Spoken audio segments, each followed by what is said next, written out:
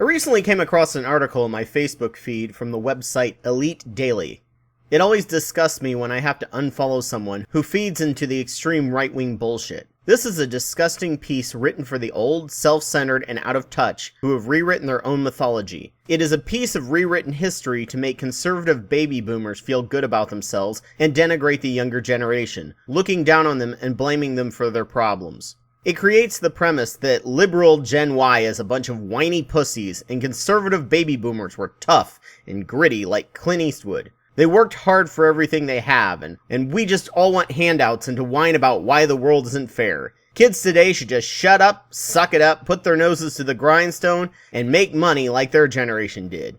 It's a massive ego stroker to conservative old people, and gives them a group of people to look down on. People wonder why many times a lot of people blame things on the baby boomers and the older generation because this crap is in the minds of enough of a majority of conservative elderly voters that we can't have a functioning government. This is actually no accident. Frank Luntz admitted to creating a coalition of interests in the 2000 election to focus entirely on the older generation. Gen X and Gen Y were too small to target at the time, and their turnout rate from apathy was too poor to even bother with, which is the case throughout modern history for any young generation. They brought in the big corporations, the religious right, and focused on Social Security and Medicare. Anyone younger than that were ignored. The elderly generation that were less educated and politically aware only had these things to worry about, and could play armchair philosophers now with things like deregulation or deunionization, and trickle-down economics that wouldn't really hurt them. The idea of weakening and fearing big government was perfect for them.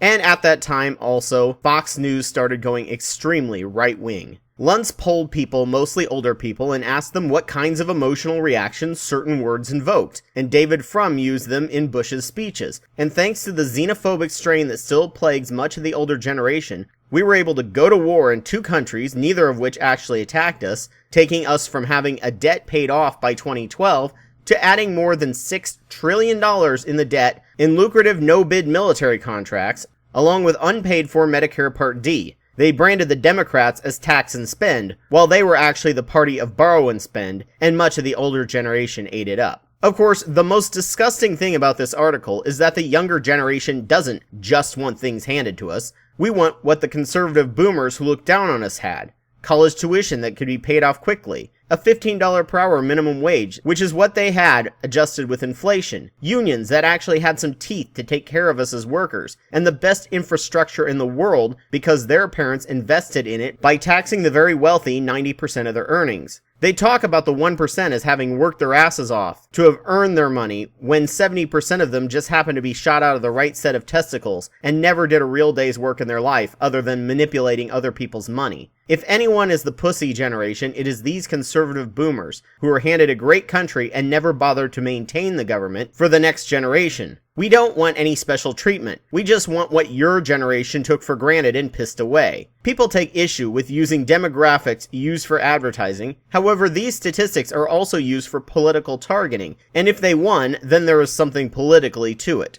The majority of people in 2008, over 40 of both parties, thought we weren't really ready for a black president, when people under 40 were confused as to why it was even a question. When we blame a generation for something, it's like blaming a country. We complain about America, but we don't mean everyone in America, just the voting majority. Kids today are more socially active on average than their parents were, and that activism is a lot less naive and substance-induced than the hippies. A recent NPR interview asked an old catfish farmer what was different between him and his son. He responded that he physically worked harder when he was younger, but didn't have nearly the mental stress his son did. And the margin for error was a lot higher, and if he messed up, he could make up for it with hard work. Thanks to computer-driven markets and intense competition, if his son makes a mistake, more hard work does little to reverse the error. He gets it because he's in the industry, working alongside his son, and can see what new intense challenges our generation faces. But many older people of both parties are isolated from the younger generation to see what we're dealing with, and challenges we face that you may be oblivious to as they don't affect you much. No, you are correct that we don't have to do as much physical labor as the last generation, but that is true for any generation with emerging tech, and the system it creates is even more complex to navigate through. Hey there, thank you so much for watching this video. If you liked what you saw from my channel, please subscribe and donate to my Patreon. If you have evidence to counter what I say, please provide it. If you would like to see what I was doing with this channel 6 years ago, please click the links on the screen. Thank you so much.